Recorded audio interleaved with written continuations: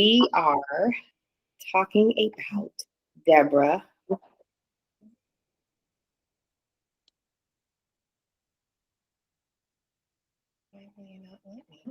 Okay, there we go. We are talking about the life of Deborah. And one of the things that Constance and I were talking about as we were studying Deborah's life, it doesn't specifically say that Deborah was a mom to however many kids. The Bible doesn't specify that. But Deborah does call herself the mother of her people, the mother of a nation. And because she was the mother of her people, as not only a judge, but as a wife and a prophet, she had the opportunity to literally use her gifts to steer the course of her people, to steer the course of an entire generation of human beings. And I think that that is important to remember because we are more than just moms. The Bible could have told us how many children she had. It could have told us if she was barren. And I believe that because it said neither, it wanted us to see her story as being more than just a mom. She was not just a mom. And we don't even know how old she was when she became a judge.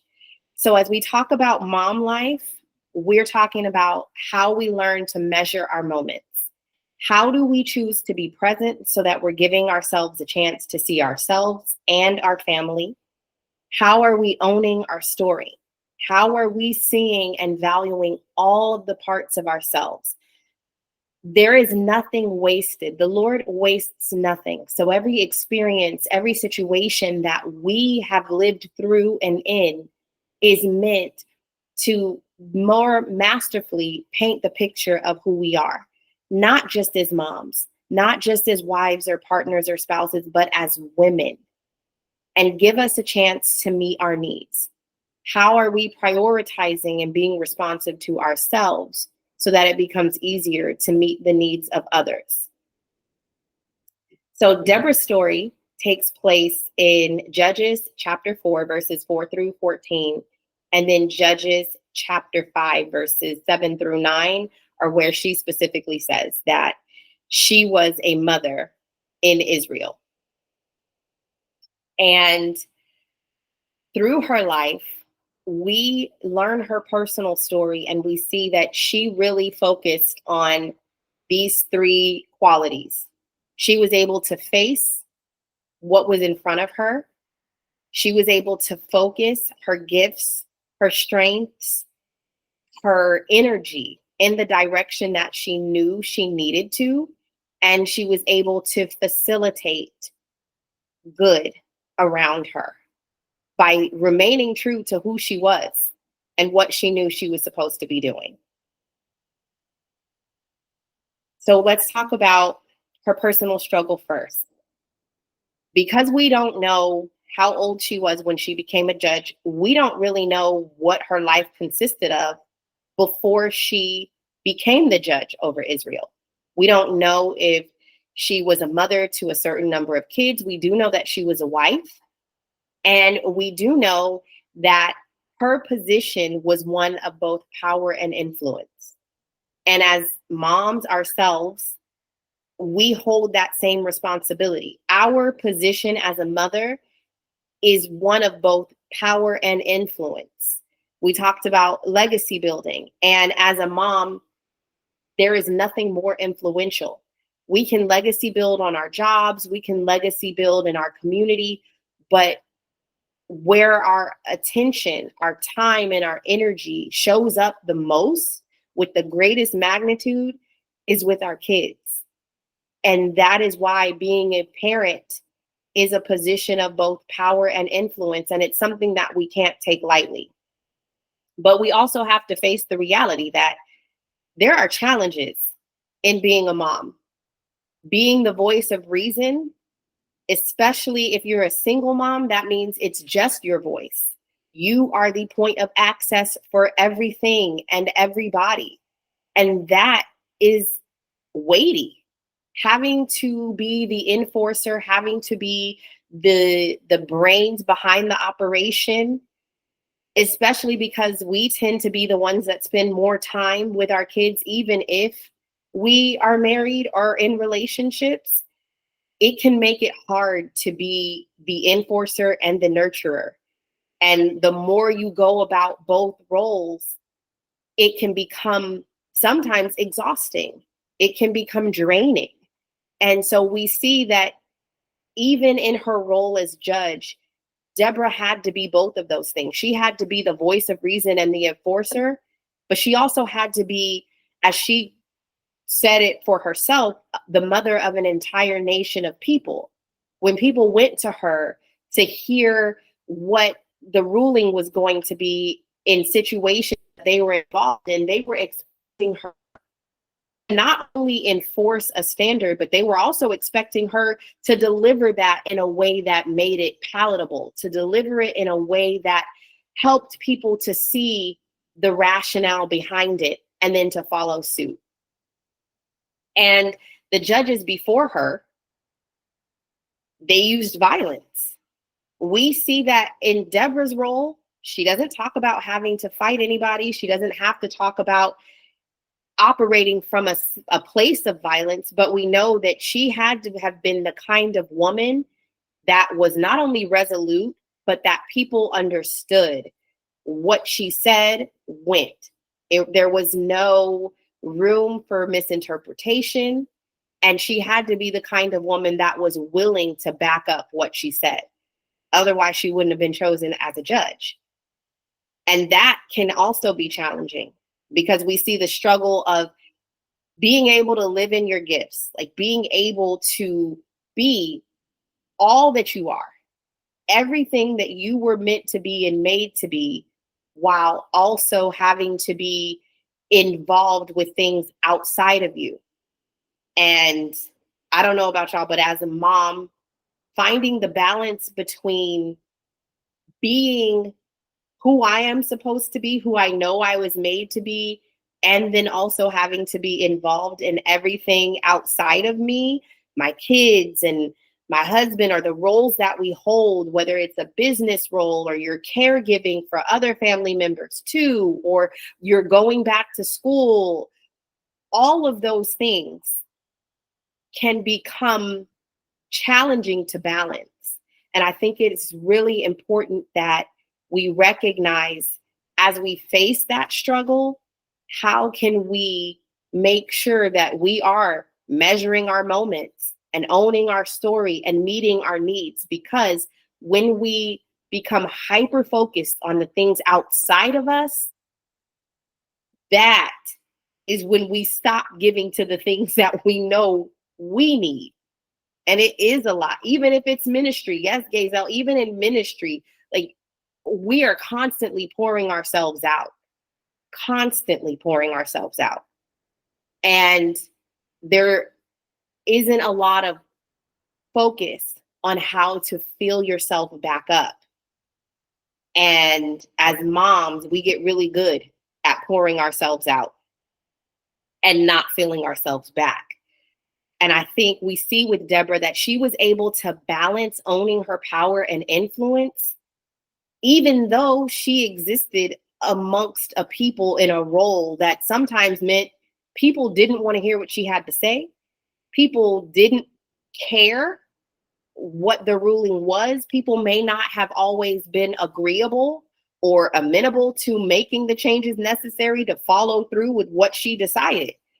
And it's not uncommon. It's not uncommon for us to be in challenging relationships, in uncomfortable work environments, in difficult home environments. Like all of those things change how we have to find balance.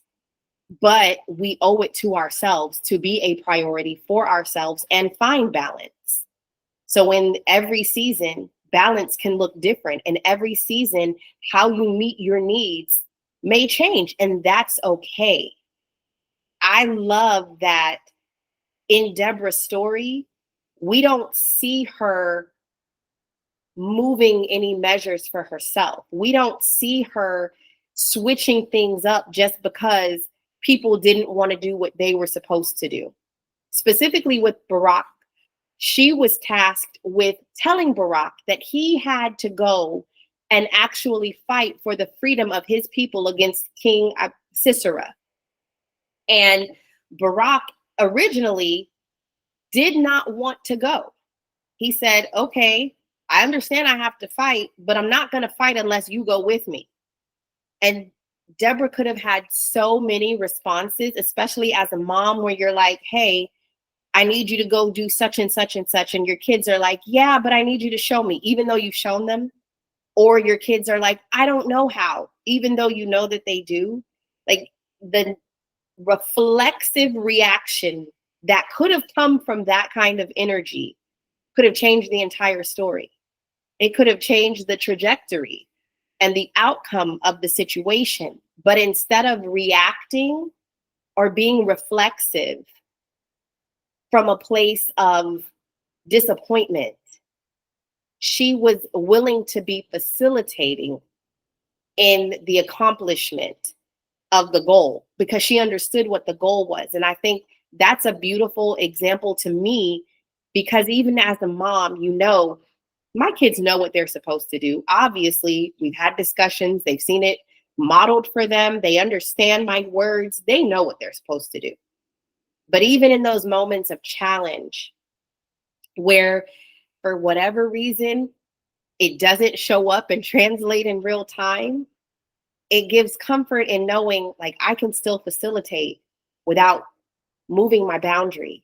I can still facilitate without changing the outcome, because our goal as moms, as parents, is for our kids to want and be able to see the good that they deserve and move in that direction, like in their decision making, in how they live out the vision that they have, in forming a vision for themselves, in setting goals and being able to meet them and being able to manage their time and to honor their value and their worth. That's the goal.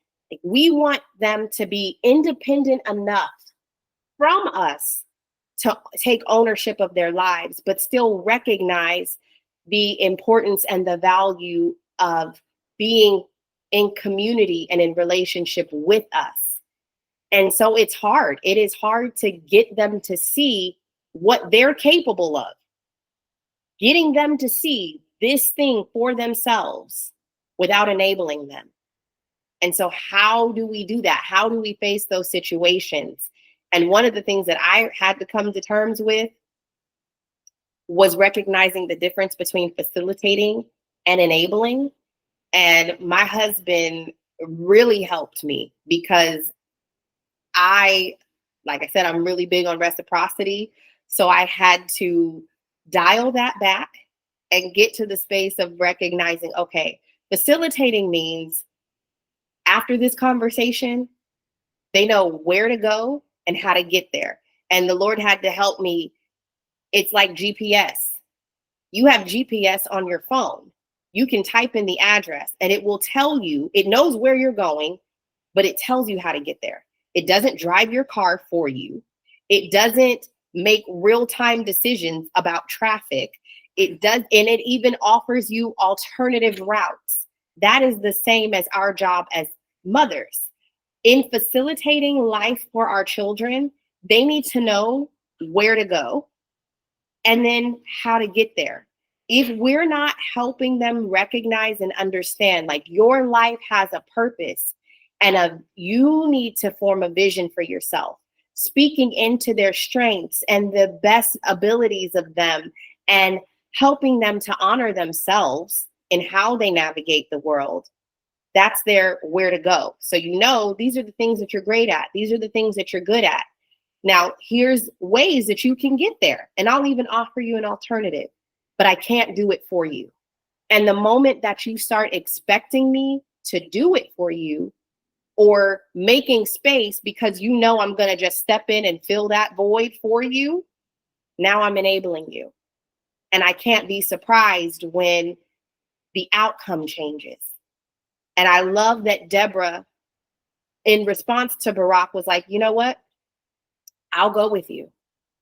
But now you have to share the victory with a woman.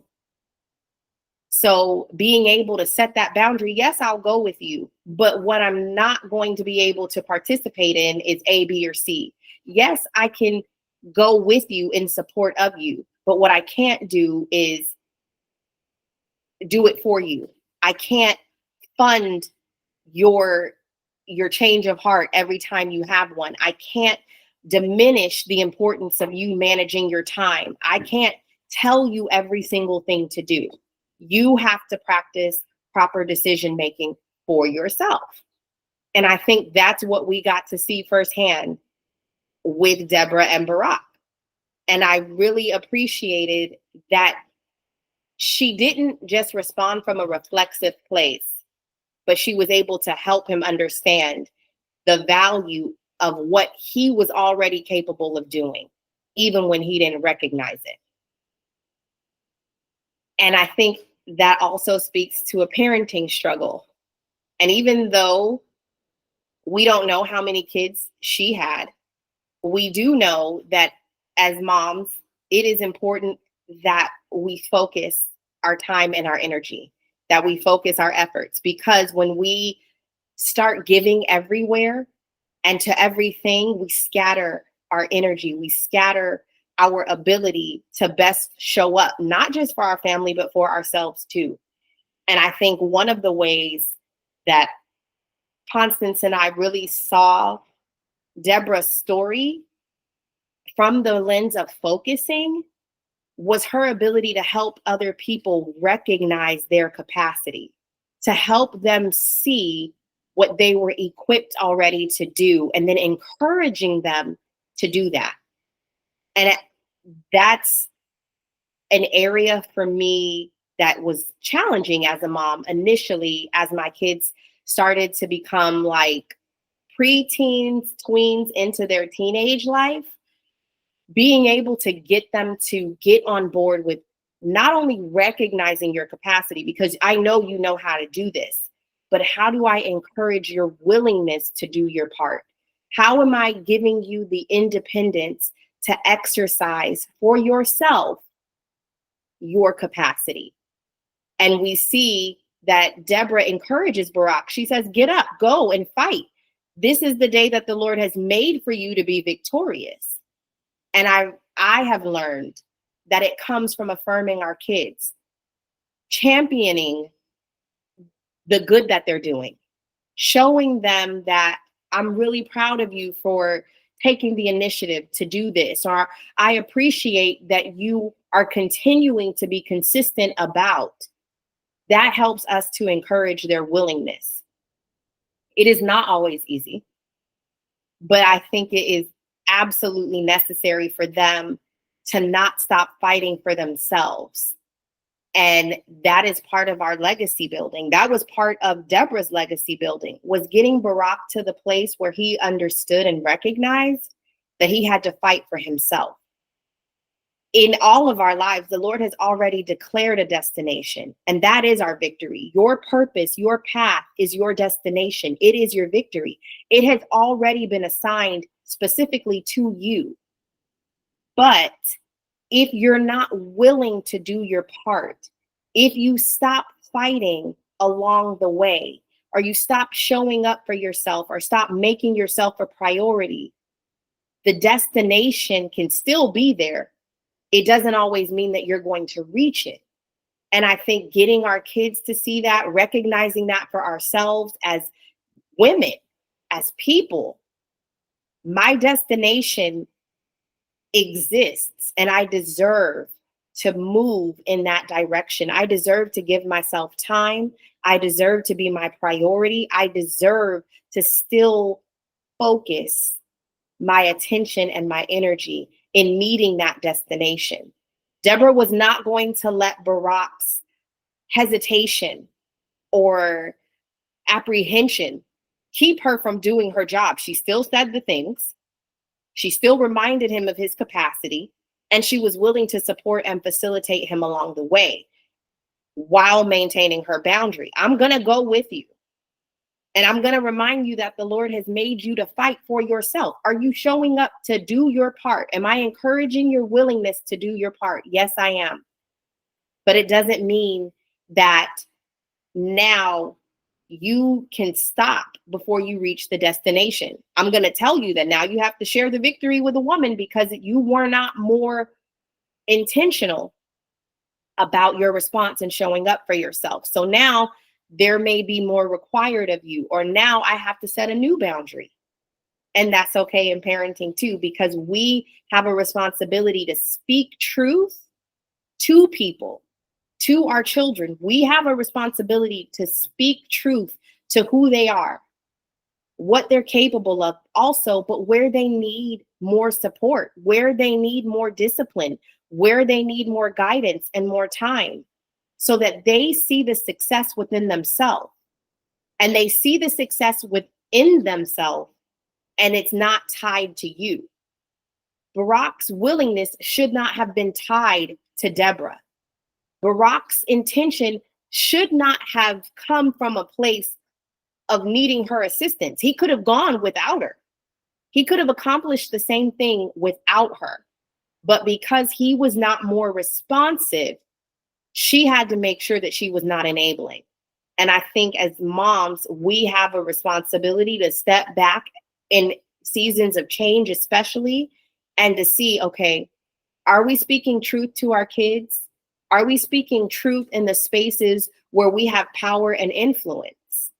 Are we stepping back to see, okay, people recognize their ability and their capacity for their own success, that they have it. It's internal, it's within them and within their own reach. Or do they only feel supported when we're around? Do they only feel capable if we're directly involved? Because if they don't know where to go and they don't know how to get there, then we're enabling.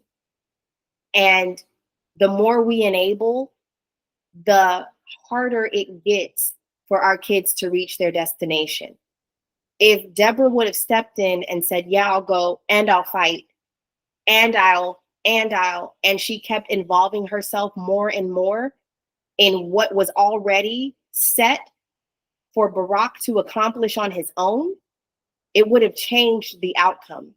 It would have changed the trajectory of not only how he saw himself, but it would have changed what was true for her, because people would have looked, okay, now Deborah's fighting. Now Deborah's involved in this and this and this. Oh, okay, well, she'll do that for me too. You know how easy it is for people to assume that once they see you do this one thing, that you'll forever do that thing. It's really easy for them to get there if we're not setting boundaries, if we're not speaking truth to people so that they don't see their success as being dependent on our involvement. And I think that that demonstrates the responsibility that we have as parents to build accountability into our relationships, to build accountability into the way that we nurture our kids, and to do it in a way that doesn't have expectation tied to it. This is where I am at in this season, because I know, like, I have a son that's going to be a junior in high school next year. And I have had to learn how to relinquish parts of his path and his journey and be okay with, even if it takes him the long way around. He doesn't owe me anything. He doesn't owe it to me. He owes it to himself, and encouraging his willingness to fully do his part, but also building accountability in so that I'm speaking truth to him when he's not, without diminishing his effort, without diminishing my effort, without diminishing what he knows, but still helping. We have a responsibility to not only build accountability in to our relationships and how we communicate, but to do it without expectation, so that when there isn't reciprocity, when we're not getting what we believe we were supposed to have or what we deserve, it doesn't change how we show up for ourselves, and it doesn't change how we show up for our family. It is really important for us to sow into ourselves and to make sure that we are meeting our needs by helping our family to recognize the value of accountability in their environment. And it doesn't have to be forced. It doesn't have to be something that we harbor and harp on over and over and over, because accountability, the Lord doesn't do us that way. Accountability comes through the moments of conviction, asking the right questions at the right times, making sure that there's clarity in our communication, and setting the boundary and being consistent enough to keep it there. That way, as seasons change and we grow and evolve as humans, there's always that anchor.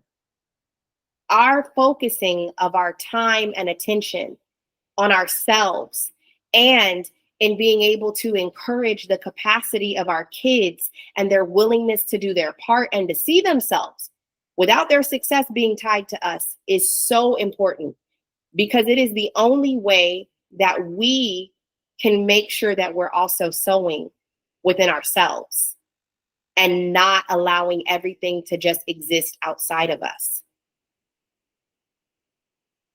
And then we see Deborah's spiritual journey. She, as a judge, was a facilitator. And so how are we facilitating? She remained resolved and resolute to be who she was, regardless of how Barack responded, regardless of the boundaries that she had to set, regardless of whether or not people wanted to hear what she had to say, or if they were accepting of what she had to say. She didn't care. She was resolute enough to only hold what she could control. And that was it. And we have the same responsibility to give that to ourselves. We are only responsible for what we can control. What we can't control, there should be a boundary there. What we cannot allow ourselves to hold ownership over, there should be communication there, so that it's never confused with enabling. I can facilitate without enabling.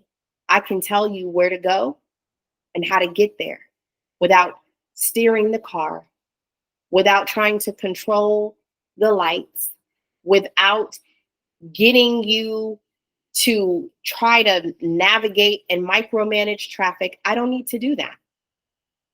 I can only control what I can control. And in my relationship with my kids, that's how I show up for them. That's how I communicate with them. That's how I legacy build, by establishing and modeling boundaries, healthy boundaries that help them to better orient themselves. And that's really what our boundaries do. Our boundaries help other people to evaluate themselves and how they're showing up. Are you expecting me to micromanage your life as your mom? That's not my job. You need to demonstrate some independence. You need to be more intentional about your decision-making process. Or how can I help you build independence? What would make you feel more capable in this season? And taking the time to have those conversations with our kids is important. Nobody ever had those conversations with me as a child. So I don't know if that happened for y'all, but for me, no one was like, would this make you feel more capable? Would this help you to be more self-assured and confident? Do you need better skill building here? And how can we support that? So when I became a mom, my intention was to have those kinds of conversations, because for each of us, we build capacity through experiences differently. And I can't expect my daughter to do it the same as my son. And I obviously can't expect it to just metastasize or through osmosis in life, that they're just going to have this knowledge and this awareness. It is my responsibility to make sure that I'm communicating and that I am helping to create the kind of environment where they feel nurtured, where they feel capable and seen, without enabling. And I think the important part of that is understanding the necessity of what we have to surrender, what we have to sacrifice in order to live in our own power and gifts. If Deborah had decided to fight with Barak, she would have sacrificed and surrendered her gift to be the judge. She would have removed herself from a place of being impartial to being directly involved. She had to maintain a sense of partiality so that she could see the situation rightly and speak to it. When we become so entrenched and involved in everything outside of us, we don't see ourselves rightly. So we can't even speak to the truth of who we are. And that's why we end up feeling overwhelmed, fatigued, overstimulated, just almost as if we have no control over our life, over how time moves, over our goals and our dreams, and they become tethered to the success of the people outside of us. When our good, when our goals, when our purpose is tethered to everything outside of us, it makes it harder to be impartial. It makes it harder to speak truth and a lot easier to enable people. So how do we do that? How do we keep ourselves from being so externally focused and tethered to the success of others because everything we're giving is outside of ourselves? We can only learn how to do that by practicing balance and remaining emotionally available without distancing ourselves or enabling people. And it means meeting your needs, even when it's hard. Even if I know today is a hectic day and there's a busy schedule and I have to run around and do things for everybody else, I need to set a timer on my phone and I need to take 20 minutes just for myself, just to do something that I want to do. If it's laying on the sofa and taking a cat nap, if it's going to take a bath, if it's walking around the neighborhood, if it's watching my favorite show, if it's going and closing the door and sitting in silence for 20 minutes, whatever it is, however you are going to pour back into you, it is important that you take time for yourself every day. Every day. Find your way to pour back into yourself. I love that in Judges chapter 5, Deborah pours back into herself by affirming herself. She is singing a song and she's singing a praise to the Lord, but she's singing it in first person. She says, and then I arose. People were afraid to fight. They were afraid to see themselves with the capacity and the ability that they possessed. They were unaware of how good their path had already been carved out to be. They did not understand their destination, but then I came, I facilitated, I arose as a mother. I helped to nurture and help people to be aware of their own capacity. I helped them understand where to go and how to get there. And I didn't deny or diminish myself in order to do it. I absolutely love that she did that. She didn't move who she was or forsake the good that she could give to herself out of convenience or comfort for other people. She didn't care. And it's not that we have to not care about other people. It's that we have to care about ourselves just as much as we care about where our time is going, where our energy is going. And in facilitating the good that other people need, we also have to facilitate that kind of good for ourselves. So if it's you waking up earlier than everybody else in the morning to take time for yourself before your day starts, you deserve to do that. If it's you saying, okay, this is my cutoff time, I am no longer available to meet anybody's needs after 10:30 or after 10 o'clock, because I'm going to create a sleep routine that allows me to have time for myself to unwind before I go to sleep. If it's you taking a day throughout the week to go and work out and just give time to yourself, or learning a new hobby that brings you joy and light and doing it just you. It is important that we give that to ourselves as mothers. You deserve it.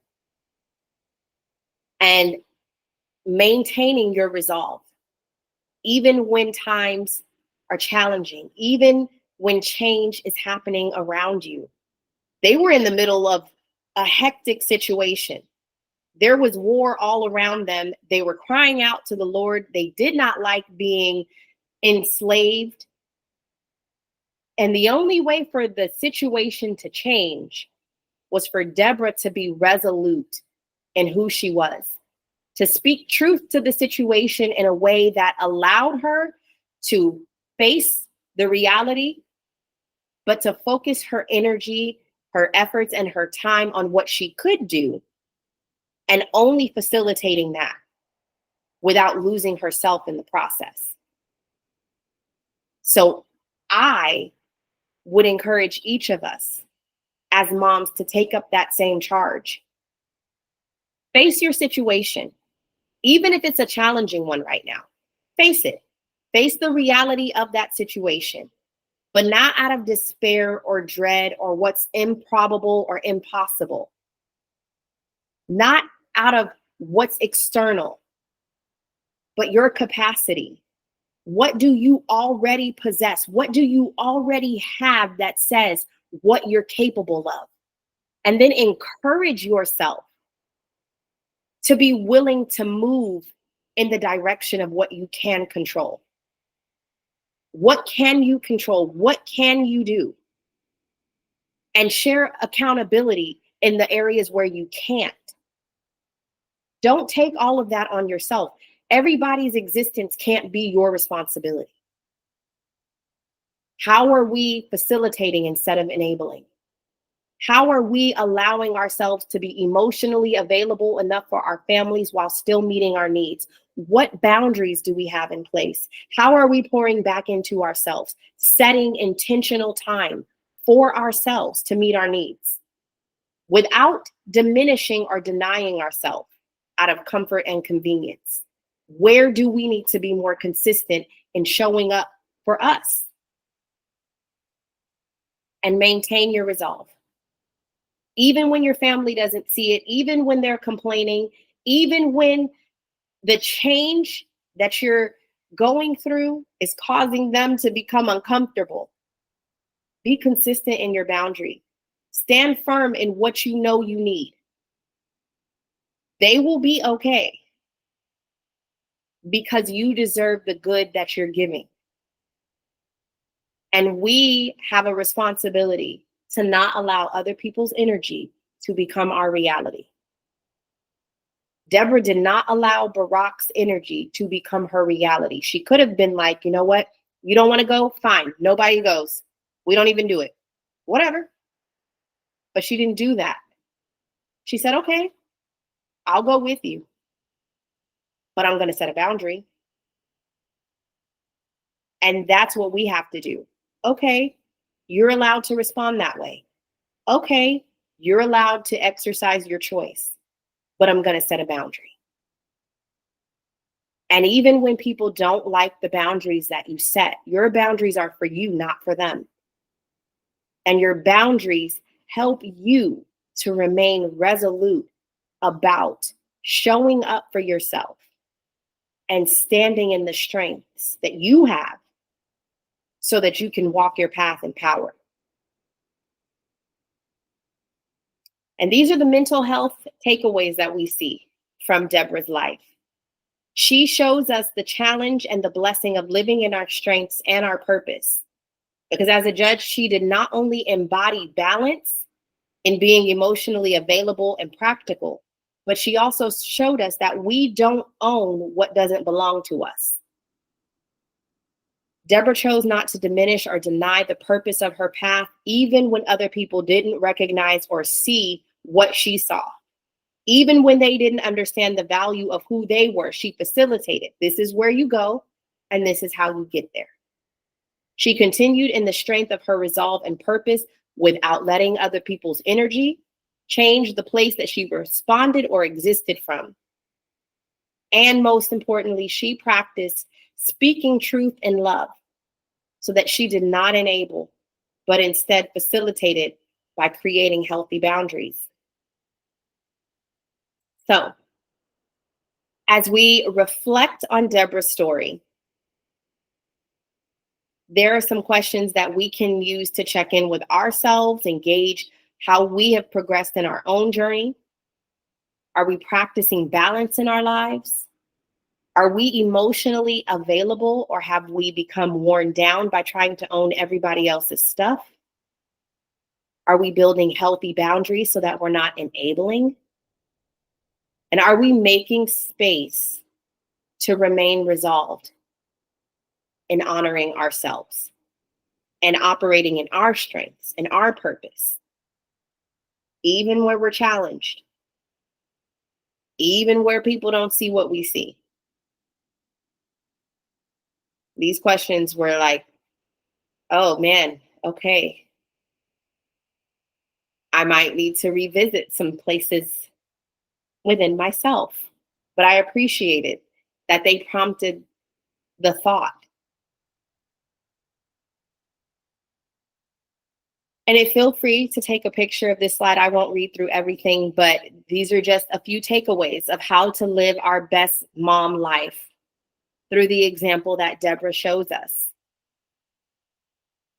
The most important one is letting go of what we're not allowed to control, what we can't control, and sharing accountability for others, for me. And here is our affirmation. You can feel free to take a picture of this one too. Embracing my power as a nurturer and facilitator, I honor my ability to see the truth in others and empower them to recognize their own capacity for success. I am strong enough to recognize and release what I can't control.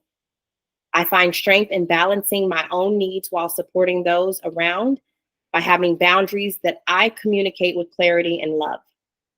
I own and receive learning to own my power and influence, even in spaces where I may not feel fully seen or heard.